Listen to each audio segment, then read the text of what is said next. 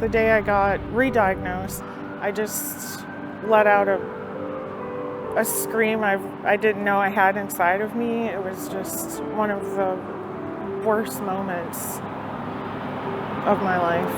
Yeah.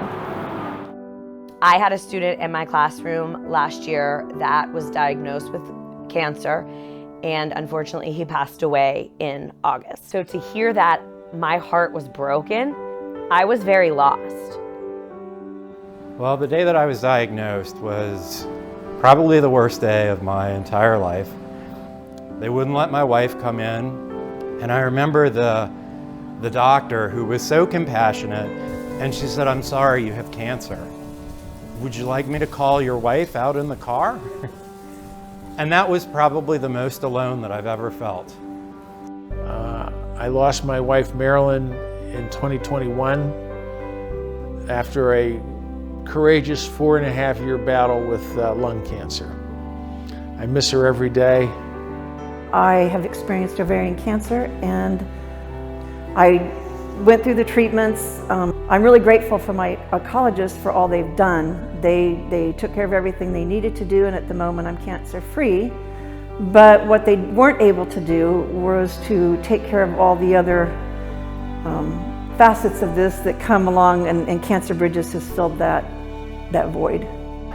I have a 7-year-old, and he's my life, William. So for me, Cancer Bridges is absolutely fundamental for my son's mental health. And Miss Abby and I connect, and she'll, I express her my fears and William's behavior. I can't imagine any other benefit that I would get from this, but helping William with his mental health is just so important to me. So I saw Wendy for the first time in October of 2017. And she helped from the very beginning. She was somebody so easy to talk to and so empathetic, and just wonderful. The counseling has been, it saved me. It saved me. And Cancer Bridges gives me a place that I can talk about these things, that I can be real, that I can say to the group that I'm really scared that this next treatment might be my last. What people need to know about Cancer Bridges is flat out, they're amazing. I remember one of my first meetings online, and I'm very sick with the chemo. I was having a lot of difficulty with the chemo, and I'm talking to people who know what I'm going through. And even though I live with a bunch of nuns who are very caring and very kind, they had not a clue what I was doing.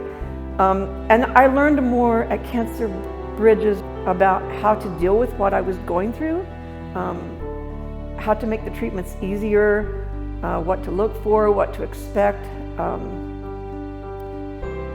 Thank you, Cancer Bridges. Without Cancer Bridges, I don't know how people could navigate this. I consider you a miracle in my life, let's put it that way. Very much a miracle. I can't thank Cancer Bridges enough. And I speak on behalf of my school district and their families when I say that, because no one should have to go through this, but it's really nice to know that Cancer Bridges exists to help you, and you're not alone.